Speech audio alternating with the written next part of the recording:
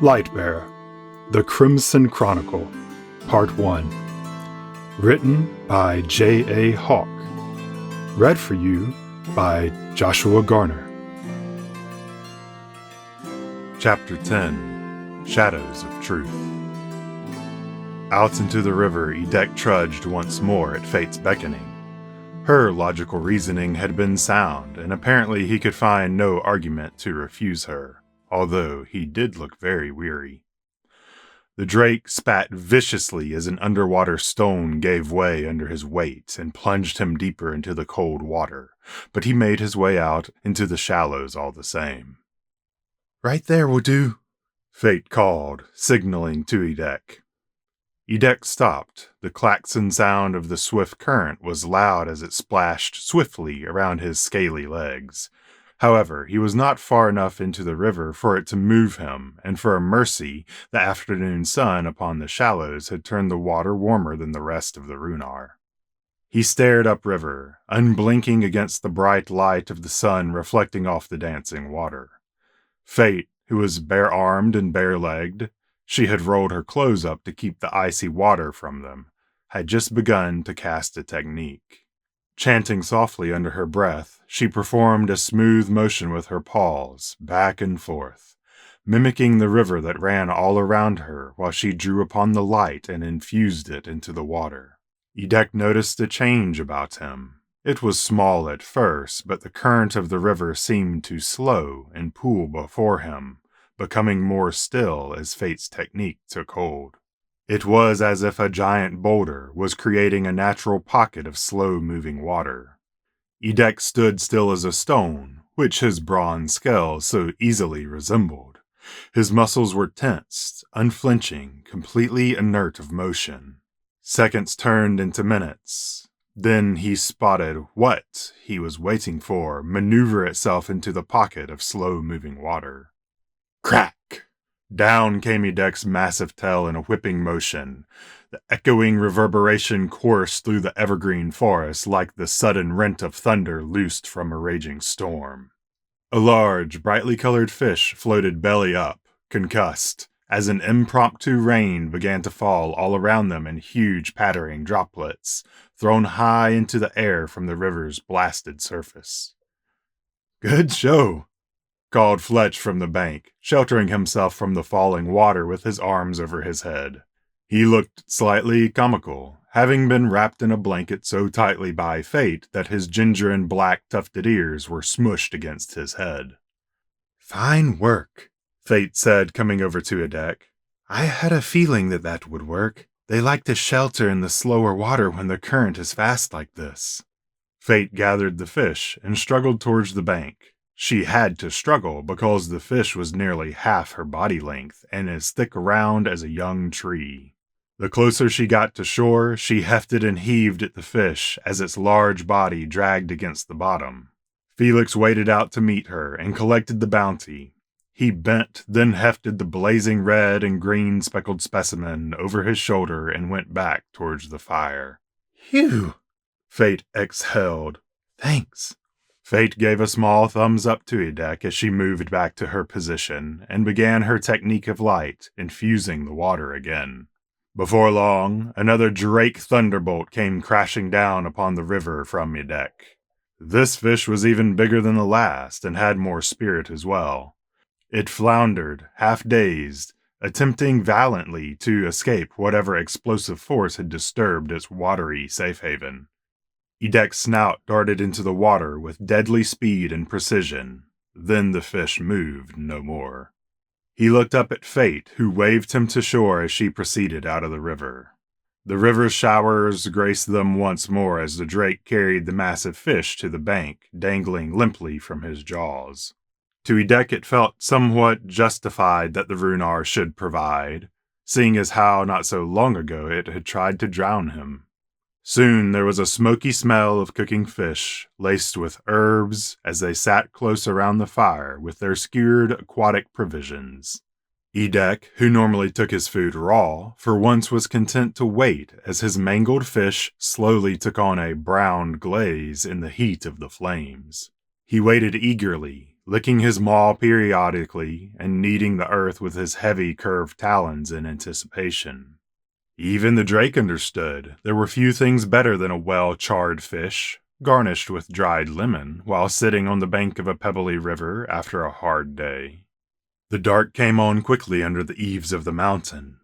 After the strenuous effort of the day, well-fed and comfortably warm, with the flickering light of a rosy fire, the melody of rushing water all around, deep sleep came quickly to any who took a moment too long to rest their eyes. However, the night was not wholly without its disturbances. A great scuffling sound came at one point, which drew Fate reluctantly from her slumber. She looked around in the light of the dying fire into the dark beyond, searching for the sound.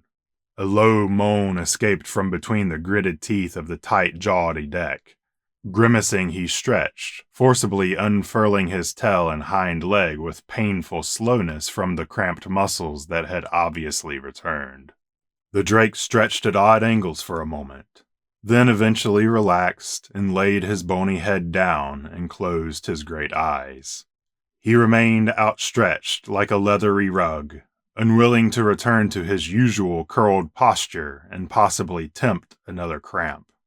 Stillness returned to the camp, and Fate fell back into the darkened embrace of dreamless sleep.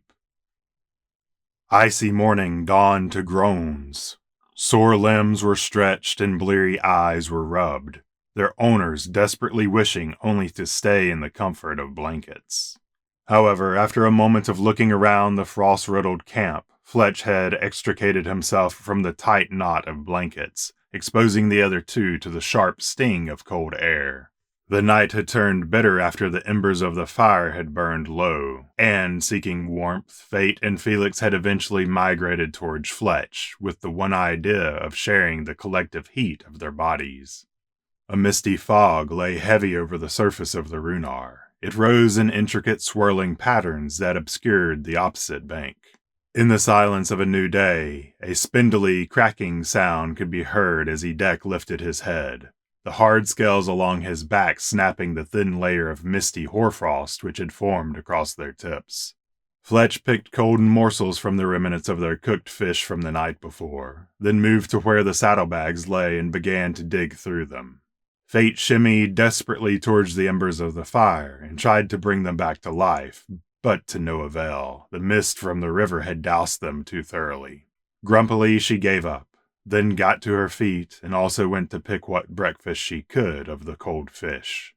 Prince Felix stayed where he was. He looked mournfully at the cold, dead fire, unwilling to muster the effort to begin the day. His dreams had been disturbed, fraught with feelings of fear and a sense of uselessness. Those feelings had persisted into his waking, his mind already racing and active as he came to consciousness. He looked down at his wrapped paw and gingerly pulled back the cuff of his sleeve, uncovering the ashen fur below. The sight made his hollow stomach turn over. The arm did not hurt, but it felt unnatural. At that moment he felt the seriousness of his situation more keenly than ever before, and it was then that he made up his mind. Felix looked at the two Lightbearers. Fletch had succeeded in drawing out the thick winter clothing from the depths of the saddlebags. He handed the smaller of the coats to Fate, who quickly squirmed into the thick padded leather, flapping her arms and stomping her feet to try and circulate blood to her cold limbs. Felix felt a sense of resolve while watching them. He would ask them. His stomach gave a loud grumble. But maybe he would ask after breakfast, and once it warmed up a bit. Such topics were best broached with a clear head and warm extremities. The prince rose to his feet, and barely caught the thick jacket that Fletch had just flung his way. Perhaps it was because a number of years had passed while he had been sequestered in Wellborough, and thought dead by the world at large. But Fletch and Fate seemed undaunted by the fact that he was the king's brother, or that he was their rightful prince. Felix, having grown up at Arbor Keep, learned that sincerity was something rare. Everyone at court was constantly bowing or scraping, keeping their words and true feelings guarded. However, these Lightbearers treated him like any other person. More importantly, they treated him as an equal. Felix smiled, despite the prospect of the weighty topic he was resolved to eventually discuss with them. The prince pulled on the jacket and moved towards the husk of their fishy dinner to try and scrape what breakfast he could from it before the other two had picked it clean. Camp was struck quickly, and the ashes of the fire they tossed into the river. Edek was loaded with his saddlebags, while cold, unwilling fingers fought with the straps and buckles to secure it. Once satisfied, Fletch breathed into his numb paws, rubbing them together briskly, then began to pick a path up the pebbled shore. He pushed through a thick wall of spruce branches into the forest beyond. The others followed with the stifled movements of cold feet, stiff legs, and paws buried deeply within pockets, all while still trying to balance their weighty packs. As they moved farther away from the Runar, the noise of the great river eventually became a memory, and the brisk morning air felt not so frigid. The sun peeked through the spiky leaves of conifers and brought a pleasant warmth and feeling of fresh vigor. They walked at a moderate pace, wending their way through the twisting paths of the forest. Twice more they came upon rivers that impeded upon their chosen path. The first of these was no more than a stone's throw wide. They waded through and grumbled at the prospect of wet feet again. The second river was a little more than a creek, for it had already begun to freeze slightly. The restricted flow of its water trickled down from a rocky cliff above to gather in a small pool, then cut a small, sparkling pathway off into the distance. They stopped here to drink and filled some of their water skins. The frosty water was sharpish and gave a numb sensation when it touched their lips. They did not stay at the creek long, but pushed on, resolved to use as much of the fair daylight as they could to traverse the paths under the mountain shadow. Sometimes those paths were very tight avenues, little more than a game trail covered with thick clusters of young firs or pine trees. Many times they were forced to push their way through the spiked needles of the dense trees, which caught in their packs and left sticky sap upon their clothes and fur. At other times, the mountain pass would give way to steep hillsides, speckled with an older growth of tall trees, and would impose impressive vistas. All had to navigate with care when they came upon these unexpectedly, else a misplaced foot would have them tumble down into the valley below. Edek seemed to thoroughly enjoy this climb. "A great hunter could live and thrive here forever," he commented, "never knowing anything except that which would fill his belly." They had just come upon a particularly beautiful slope of rocky shelves, tall pines, and a valley which held a small pond at the bottom. "It is beautiful," Fate said, taking in the vista, "although it might get lonely after a while, with nothing but the sky and rocks to keep you company." Edek hummed contentedly at that thought. Fate shook her head slightly at his odd stoicism and pushed onward. Eventually the day wore on. The sun had passed its zenith and was now beginning to arch its way towards the tip of the mountain above. The forest about them seemed to have lessened in density and become more sparse. "Ah!" Fletch exclaimed as they came to a wide opening where the spacing of the trees looked somewhat unnatural. He stopped on the edge of a clearing and started to peer up towards the rocky peaks of Veranola. "We've come far enough east. We need to go north now and start heading up." "How do you know that?" Prince Felix asked as he looked around. "This area looks much like the others we have come across today."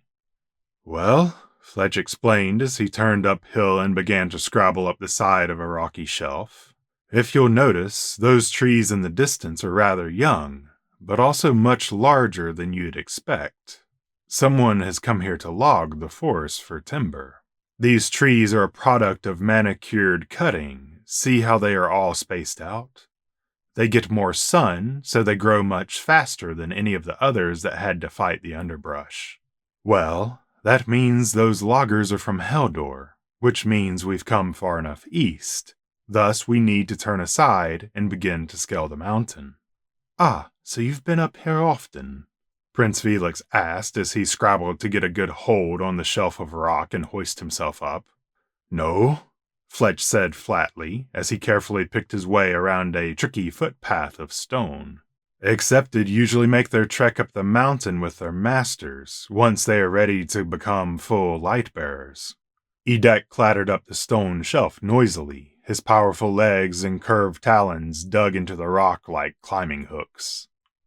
Sometimes those who study techniques of healing will come to collect waters from the spring atop Vernola, Fate explained. Fletch and I came together on our first trip, but I have never been back to the spring myself. She worked her way up onto a medium-sized boulder and looked around for a good path to ascend the rest of the rocky shelf.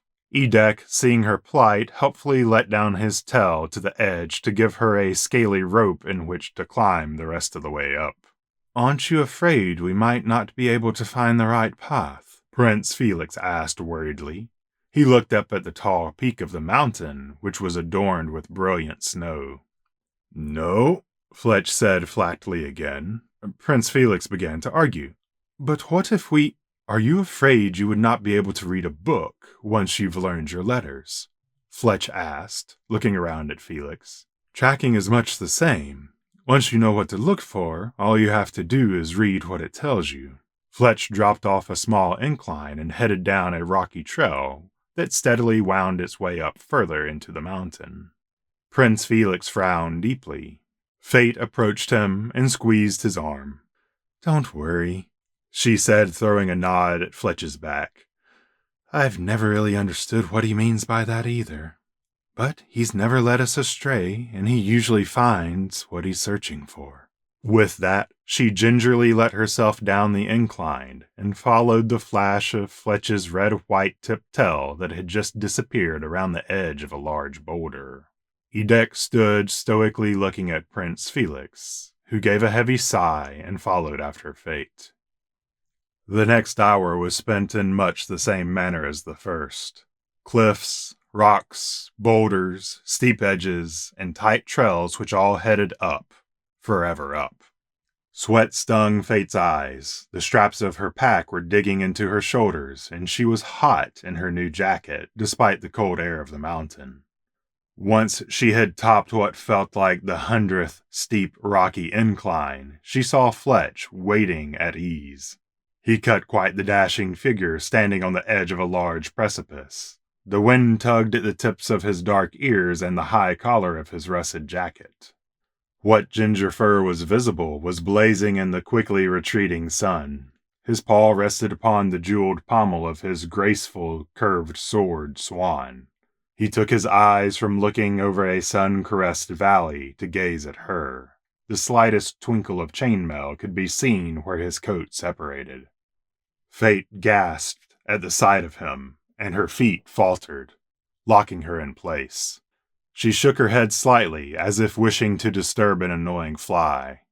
I swear he does that on purpose, Fate muttered breathlessly to herself. Fate felt slightly odd. Perhaps it was the steep climb, or perhaps it was something else. She couldn't quite put words to it, but she was suddenly annoyed all the same. Fate moved to the edge of the shelf where Edek had also taken up residence, laying upon his belly and enjoying the sun-bathed rocks. She unstrung her longbow ivy from her shoulders, dumped her pack on the ground, and sat leaning against Edek's haunch, rubbing the soles of her sore and battered feet. Fate was no novice when it came to traveling, but the rocks of the Viernolas were merciless. She glanced up at Fletch, who had returned to looking at the valley below. Prince Felix joined them with a huff and a puff. Breathing hard, the prince stopped, accompanied by the clattering of his pack, and he looked out into the vast expanse also. Heldor, Fletch said, or Althurn in the keeper's tongue, the jewel of the broken shores. A moderate-sized city lay stretched along the coast far in the distance, like a giant beast basking in the shallows of the coastal waters. It glinted a sun-washed shade of white as the light caught the facets of buildings, and it seemed to breathe of its own accord, a gentle commotion of perceived movement, visible even at this distance. Towards the farthest side, nearest the sea, a great structure of magnificence could be seen apart from the rest. It consisted of high, elegant towers and many connecting arches. It had a radiant presence that drew the eye, unlike the rest of the city. "Whoa," Prince Felix said, enthralled by the scope of the city far away. "I have been to Heldor before, but it was dark when we came in. I was with my escort, and we were in a hurry at the time. Seeing it laid out like this truly is marvelous. Sometimes the hardest thing to do is stand still," Fletch said, taking a seat and leaning against a precarious pine that somehow had taken root upon the high overlook. The tree's roots entangled down deep within the rocks, and had even burrowed through to stretch out over the precipice, dangling in the free air. "I think we can stay here tonight." Fletch looked ruefully at the sun, whose solar orb was twinkling at the very peak of the mountain overhead. "We will be losing light soon this close to the mountain, and I want to approach by the correct path, or we might have to come down and start all over again." "We're stopping? Thank the goddess for that," Fate said, not so quietly under her breath. She was vigorously kneading the small of her back. Edek gave a chuffing sound that could have been a disguised laugh. "Oh, be quiet." Fate thumped the back of her head hard against the drake's leg that she was using as a chair. The low chuffing sound subsided a bit. Fate sighed and wearily said, "Let me get that off you." She rose to her feet and began to work on the straps that held the saddlebags to Edek. Prince Felix slowly sat down on a flat rock and removed his pack. The time, it seemed, had finally come for him to ask what his brain had been contemplating throughout the dull hours of the day, when his focus drifted from traversing ankle-twisting paths to idle thoughts. The prince looked from Fletch, who had just taken out his handsome pipe from the depths of his jacket, to Fate, who was working the last of the straps from Edek. Felix closed his eyes and took a deep breath. "I have something to confess," Felix said. His voice quavered, but he looked most sincere. "And I would beg a boon of you as well." Fate turned to look at the prince warily. She had finally loosed Edek from the gear, and he gave a great shake. His scales clattered against the rocks as he lay down and stared piercingly and directly at the prince. Fletch was focused on the bowl of his pipe clamped firmly between his teeth. He packed it carefully with pipeweed from a small leather pouch, before the fox's eyes snapped up with a sharp glint. Prince Felix, having gained their attention, slowly got to his feet and wiped his paws on the outside of his coat nervously. "I'm unsure how to start," he said. "I think I have wronged you." He paused, then corrected. "Wronged us." Fate looked concernedly at Fletch, then back to Felix. She took a breath, opened her mouth to speak, decided against it, and shut it just as quickly. The prince looked flustered as he glanced everywhere except at the rest of the group. "When I was—" Felix began, then stopped and muttered to himself before trying to start again. "Back in the—" Yet he faltered again. Somehow the words just didn't seem to want to come out of the prince. Felix swallowed hard. "Out with it," Edek snarled. Fate jumped when the reverberating growl issued so close to her unexpectedly. "Middlestone," Felix choked. He looked directly at Fate. "Middlestone, the rabbit that you attacked." Felix took a huge breath. "I knew him, and I think he recognized me. I wasn't sure at first that it was him. He looked different than when I knew him back in the capital. His name is Waddle, Captain Waddle, and he was part of my sortie when I was ambushed." Felix turned away from them. "I thought he had been killed. I saw him get dismounted." Felix ran his fingers through his fur and tugged on his ears in frustration. "I saw them. They swarmed and killed my mount. and I just assumed they had gotten him too. He looked pleadingly from Adek to Fletch to Fate. I should have told you sooner, as soon as it happened. He knows who I am. I saw it in his eyes. I've been so blind. Whoever bought or blackmailed Waddle was likely behind the attempt of my life, and how he has gone back to whomever and told them about me. I've put you all in danger because I was too afraid to confide in you. And Felix's words faltered and died as his paws fell limply to his side. His head tilted back and he gazed mortified into the sky, where scattered clouds were taking on the retreating rays of the dusky mountain sun. Fate looked somewhat miserably at Prince Felix, who stood listless and waited for the blame to fall, vaguely staring up into the blue. Edek merely closed his eyes slowly and haughtily turned his head away. Fletch tested the draw on his pipe a few times, a small, muffled sucking sound. Once satisfied, he carefully returned it to the inside pocket of his jacket in a manner that would not disturb the toback inside. "Well," Fletch said with a flat chuckle under his breath. He folded the pouch that held his extra toback and carefully wrapped a thong of ribbon around it securely. "It's a good thing he didn't keep that pent up any longer." Fletch got to his feet unperturbed. His demeanor was that of unshakable calm, and his usual leisured gait looked unfazed by the news as he headed towards the saddlebags. "Like to explode if he did," he added as an aside when he passed Fate. "What?" Prince Felix looked at them confused. Fletch's attitude was not expected of one who had just been told their position had been compromised by a fluff-brained idiot. "Oh, Felix," Fate said in a pacified voice.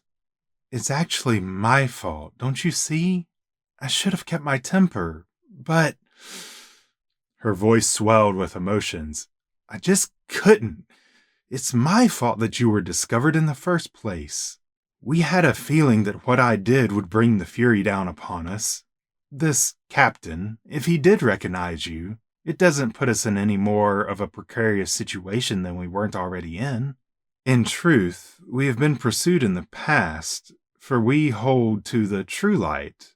That in itself has marked us for years now." "True light?" Prince Felix asked. "That's one way of saying it," Fletch said as he began to dig through the saddlebags, pulling various supplies out for their supper. "True light, bright soul, undimmed. Different folks use different terms for it depending on where you go, but the truth of the matter is, it refers to light-bearers who haven't come under the yoke of the king, haven't become one of his mandated outcasters." At this, Fletch muttered what sounded like a curse, but not in any language that Fate was familiar with. The prince looked around at him, alarmed. Fletch held up a moldy, bedraggled crust of bread. "Ah, the water got to the perishables." The fox began to dig deeper into the saddlebags, removing any items that the water had ruined, and tossed them to the ground with a disheartened fury. "Looks like we'll be back to salted food," Fletch complained. "My brother, mandated light-bearers? What do you mean?" Felix asked. "We didn't want to bring it up with you so directly, especially after we saw you were hurt." Fate's eyes wandered to Felix's ashen arm. "It seemed like the more pressing matter. What are kingdom politics or conflicting creeds to a person who's in need?" She took a deep breath. "The king has been less than thrilled with Lightbearers since you disappeared. At first the word was that you had been killed by renegades and that he would be taking up the throne. Then the message was that your time spent among the Lightbearers had distracted you and made you vulnerable to an attack that took your life. Afterwards, he started to bring the Lightbearers into the fold, was the official statement. But more like threats, blackmail, impressment, and worse things." Fate's voice trailed away softly. "But I am vulnerable," Felix blurted out with emotion. He looked desperately from Fletch, who had finished the purge on the rotten goods and had removed a few wax-wrapped packages of food from the saddlebags, to Yonder, who still listened with his bronze eyes closed. "I was useless when you two were trapped in the river. I couldn't do anything but watch." The prince turned his anxious face towards Fate. "Then I saw what you could do. You were able to help them, even though you couldn't get out to them." Felix hung his head. "I was useless." The prince took several deep breaths. "And I don't want to be useless anymore." Felix lifted his head. An unnatural fire twinkled in his eyes. "I want to train as a Lightbearer again. I want to be helpful. I don't know why my brother has decreed what he has against your order. If it's a mistake, or if he's actually taken leave of his senses, it might be that I can reason with him where others can't. Despite what he thinks he knows, or might fear, it was I that was chosen for the Crimson Catalyst. Goddess only knows why me. I certainly don't. But I've seen it in you. I've seen it with all of you. I can feel it. You want to help. You want to do good. And that's enough of a reason for me." Felix's voice fell, losing a little of the fire that had fueled his passions. "So I ask, will you teach me?" There was a long silence, where Fletch looked hard at the young prince. "We are not masters," he said finally. Prince Felix's shoulders fell dejectedly, and he nearly missed the wax package of food Fletch suddenly tossed his way. The prince bobbled the package between his paws before grabbing it right before it hit the ground. He looked up sharply. "But that does not mean that you cannot learn," the fox said. "Do you agree?" he asked as he handed the other package of food to Fate. "Completely," Fate said. "Right," Fletch said, then walked swiftly towards a thick bramble of trees. "Yonder, can I borrow you for a moment?" Prince Felix's heart lifted, unwilling to believe it was that simple. In truth, it had not been that simple for him, and the prince released a breath he did not realize he had been holding in. Yonder had gotten to his feet and was slowly moving past Felix when he stopped next to the prince and looked down, his large, scaled head dominating over him. "You have heart," Yonder said. "Show them not, the scared rabbit of night." Prince Felix did not reply, but simply nodded. The drake's large eye blinked once, and then Yonder moved away. Once the drake was gone, Felix looked sheepishly at Fate. She was thoughtfully unwrapping the stiff wax paper of her ration and did not look up. Feeling there was nothing else better to do, Felix broke the wax seal on his own ration. Yonder and Fletch were not gone long. A rustle of branches in the distance announced their return, hardly before Prince Felix could start on his second piece of flatbread. The curious-tasting bread was fibrous, comprised of dense seeds with a flaxen-type grain, and it was semi-sweet despite its look and thick consistency. It had been packed securely in a tightly wrapped package of wax paper, along with a strip of spice and salted meat. Each part of the ration had been segmented and individually wrapped to keep them from spoiling.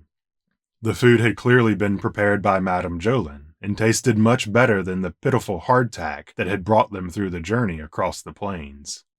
Fate had been withdrawn in quiet contemplation. She busied herself collecting armfuls of small, dry branches from among the rocks in silence. When she had a sizable pile, she sat down and began to stack the sticks in a square pattern, creating a small wooden cabin structure that was hollow in the middle. After a while of constructing the fire starter, she began to hum softly to herself, pausing only to nibble at her own pack rations. Felix sat quietly, pondering the path he must now walk since he had voiced his intentions. Suddenly his thoughtful musings had become much more real, and although he had meant every word, he still wondered what would come of his affirmation. The prince cleared his mind forcibly of creeping doubt, and contented himself to listen to Fate's soft melody. After a while, the tune became familiar to him. "Is that Bunny Blackbriar?" the prince asked at last, when his curiosity had reached an unbearable level. Fate stopped her construction of the small stick cabin, which would eventually become their fire for the night. I guess it is, she said and laughed softly to herself. It's so popular in the taverns, and quite a catchy tune after all. Bunny Blackbriar was a very raucous song about a tenacious doe rabbit named Peony, whose conquest through the ranks of a kingdom's hierarchy had been achieved by never lifting a sword, at least not a metal one. Felix felt himself going red as he looked at Fate, and quickly turned away. Sometimes Fate, for all of her soft methodology and careful, considerate words, would surprise the prince with a streak of brazenness. Felix couldn't quite place where that came from, and he decided that focusing on his food might be the better course of action. He let any further questioning lay. A loud crash brought the prince out of his contemplation. Edek had dragged forward a small dead tree and dropped it from his massive jaws onto the rocks. This lot should do for tonight, Fletch stated as he came back into camp. He also carried a bundle of wood in his arms, which he piled next to Edek's log. The fox straightened up and turned towards Felix. Now, let's see what Landor teaches its royal sons about swordplay. On your feet, Felix, while the light lasts. Felix dropped his half-eaten flatbread onto the wax paper and jumped to his feet. He withdrew the arming sword from his belt. It was a well-made blade of steel, with a sturdy crossguard and a simple grip wrapped in knotted leather. The sword was made to be used with one paw, preferably in tandem with a shield, but Felix had no shield. The weight was light, which facilitated quick movements, cuts, and stabs, but betrayed the power or reach of a longer blade. Felix tested its weight, swinging it back and forth and limbering up the muscles of his arm. "What are you doing?" Fletch asked, looking at Felix sternly. "Put that steel away." "I thought we were going to spa," Prince Felix asked, confused. "Here." Fletch tossed a sturdy branch at Felix's feet. "Sticks, really?"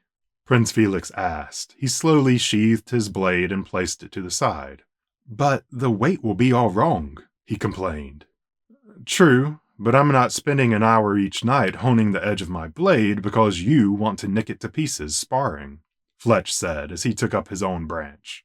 "These will suffice. I want to see your instincts, your training. I'm sure we'll get our fair share of whelps either way. We can practice forms later with steel to temper the muscles." A loud cracking noise split the air as Edek applied his considerable weight to the dead tree he had brought to camp, breaking it into rough logs for the fire.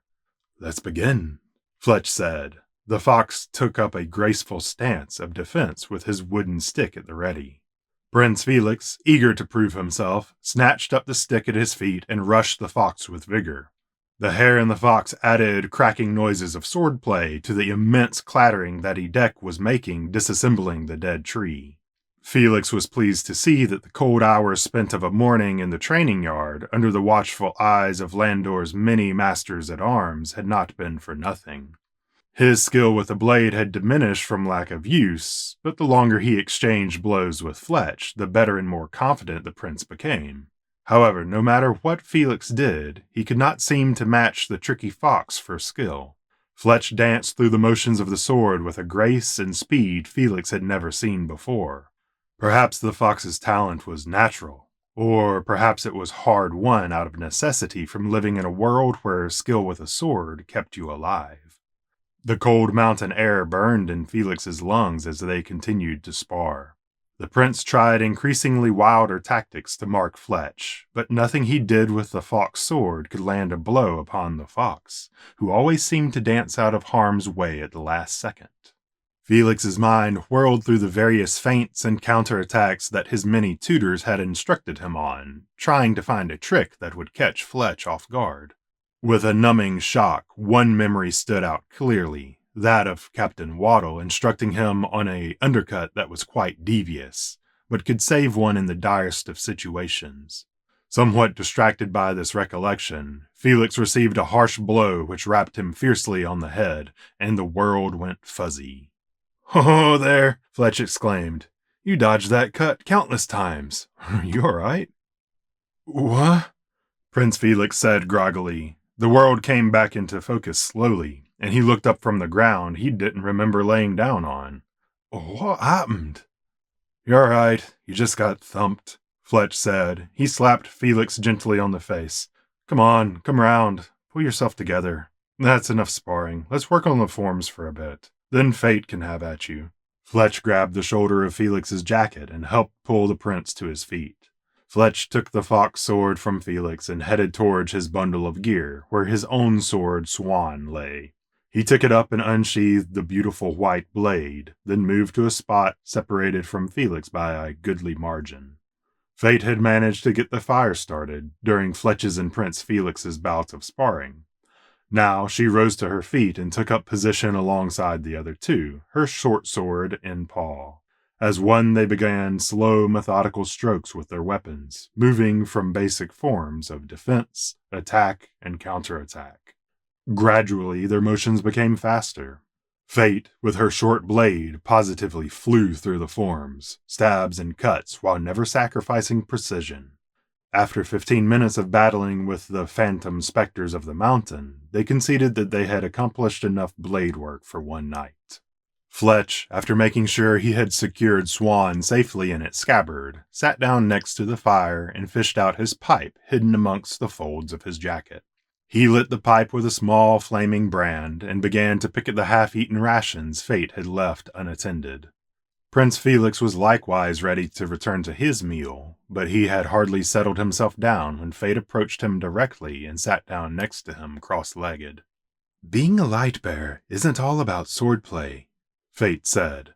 "You said you've been to the Temple of the Keeper. What do you remember of performing techniques?" Begrudgingly, Felix placed the flatbread down that he never seemed able to finish. "I was not there for long," the prince said. He closed his eyes, and a deep look of concentration alighted upon his face.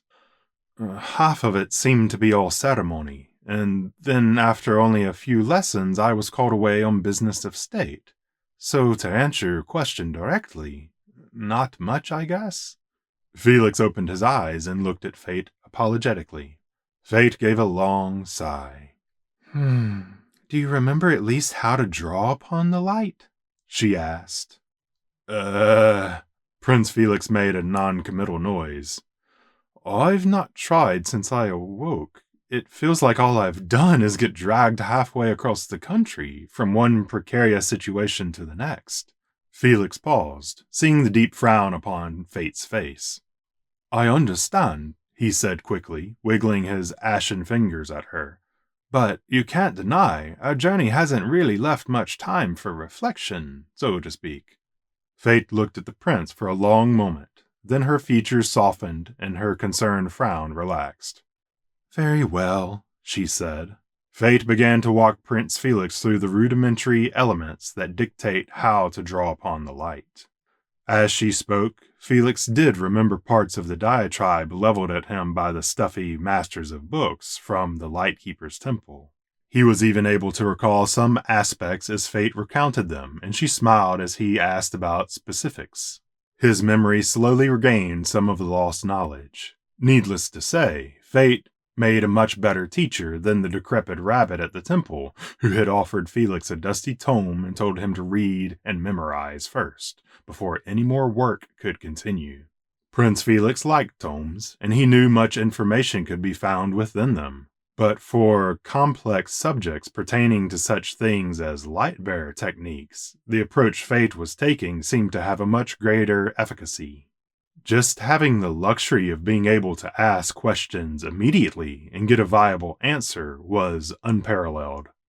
Fate and Felix spoke for a long time. The sun had disappeared behind the tall peak of Vernola, and the small crackling fire made more light than the sky held by the time they finished. Felix's ration had finally arrived at its desired destination, and he felt he had a good grasp on the concepts Fate had been patiently recounting. She looked mentally exhausted, but never failed to explain twice if Felix did not comprehend, attempting to explain from a different angle when she could. "We've gone over a lot," Fate said, picking up a water skin. She took a long draught from it. I think it's time you try and draw upon the light. The crimson catalyst is a lithium crystal after all, and should facilitate a technique with little effort. At the mention of the crimson catalyst, Edek opened an eye from where he lay curled around the fire and paid attention keenly for the first time in hours. Fletch did not move from where he lounged, but a steady stream of smoke would occasionally escape from between his teeth. Felix felt tired mentally and physically after their long conversation and the travel of the day. All he really wanted to do was sleep now, but fate was correct. Learning without application usually resulted in delay instead of progress. Just draw upon the light and hold it, fate encouraged. You don't have to use it for anything. Hold it and then let it dissipate naturally.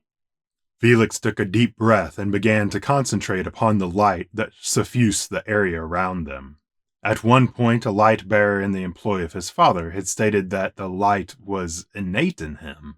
The prince did not know whether or not that was true. He had never had the opportunity to discover the truth before a cascade of events had changed his life irrevocably and set him down this path he now tread. Misgivings aside, Felix could feel the light all about him. All he had to do was reach out towards it with his mind and draw it in. Prince Felix drew upon the light, suffusing it into his body and soul, holding it, ready to direct it for his means with the help of the crimson catalyst. Ah! Felix cried out in terrible pain. A terrible, gut-wrenching pain flooded his senses. Never had he felt such a sensation before while drawing on the light, not during his time at the temple, or even at that desperate moment where he performed the technique that had saved him from wrath. A fire seemed to riddle through his ashen arm. A ringing was in his ears, his vision swam before him, and his skin felt cold and clammy as a flash sweat broke out all over his body. What was happening to him? The prince's ailment up to this point had appeared to do nothing more than to slowly turn the fur on his arm to a pale color.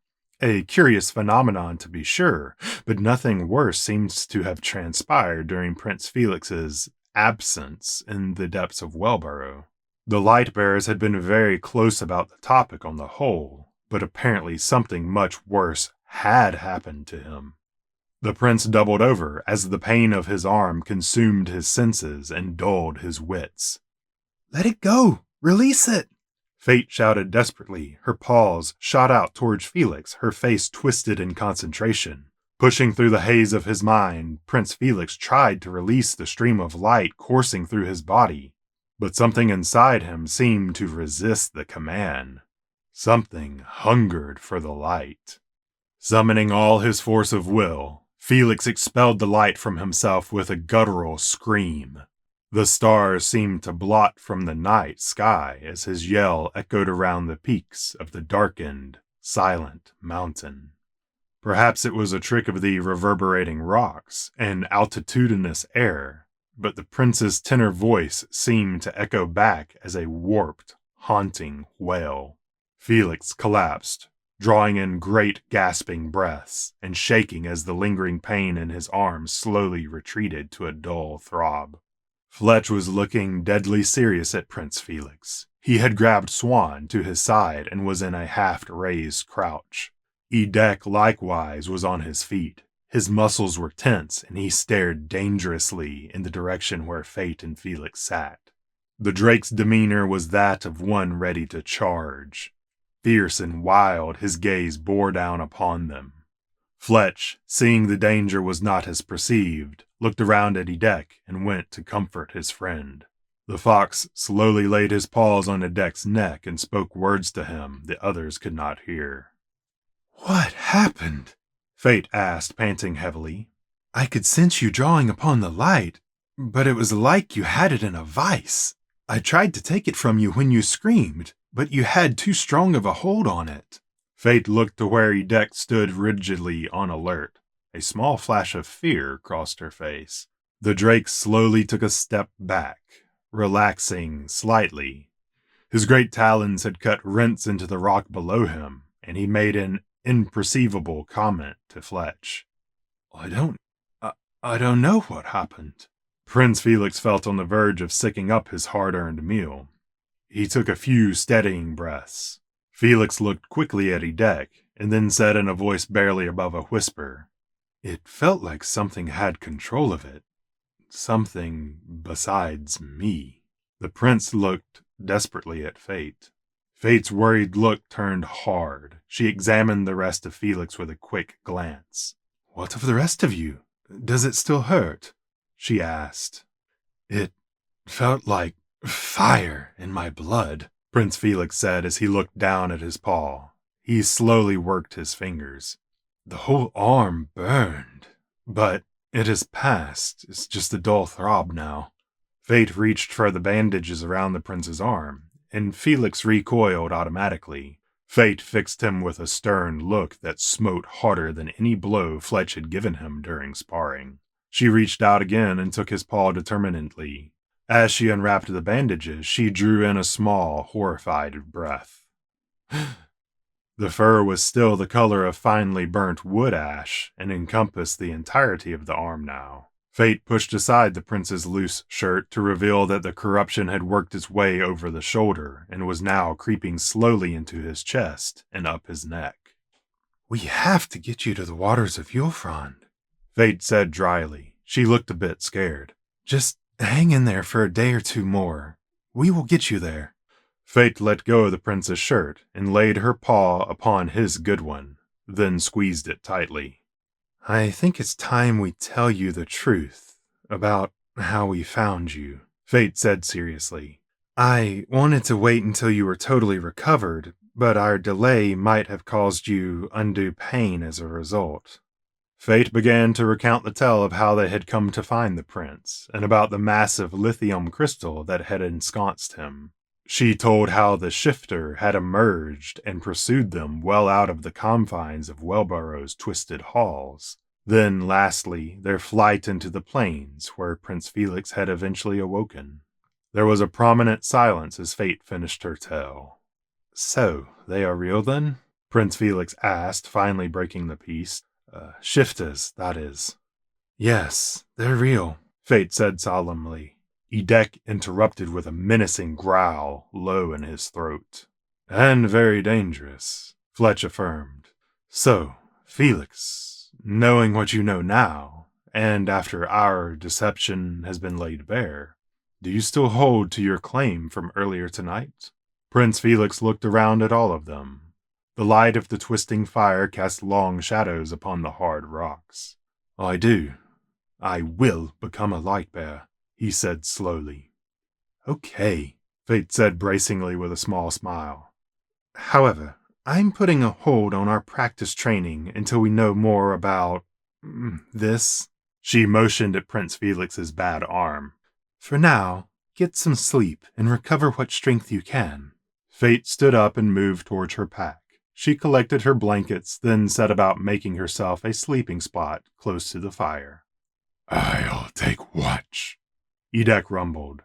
The drake was looking out into the tide of oncoming night. "Wake me in a few hours, and I'll switch with you," Fletch said. Likewise, he gathered his blankets from the gear, then fished out Felix's as well.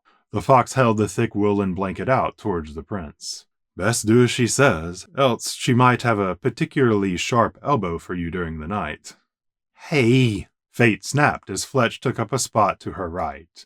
The night was already turning bitter, and the thought of sleeping apart was foolish to the extreme. "I don't wiggle that much," she said in a response to the fox's small grin.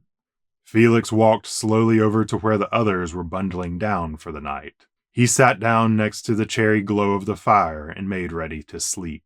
Felix did his best to look like what had just transpired had not disturbed him, but it was hard. The others had not felt what he had felt, and it scared him. The prince shuddered, not so much from the cold as from the sensation that something else had been in control. Felix shook his head and pushed the feelings away. Then he pulled his blankets close around himself and laid his head upon his pack he was using for a pillow. Felix shifted so that the long ears of Fate did not tickle the back of his neck and tried to relax. But his mind still raced. and it was a long time before sleep finally did claim him. Thank you for listening to this audio recording of Lightbearer by J.A. Hawk. If you enjoyed this production, consider supporting the author's work. Your support goes a long way in helping independent artists with projects like this one. Paperback copies of Lightbearer are now available for purchase through Amazon.com. And for readers who prefer a hardback version, they may be purchased through BarnesandNoble.com. Follow the links below or scan the QR code to pick up your copy of Lightbearer today.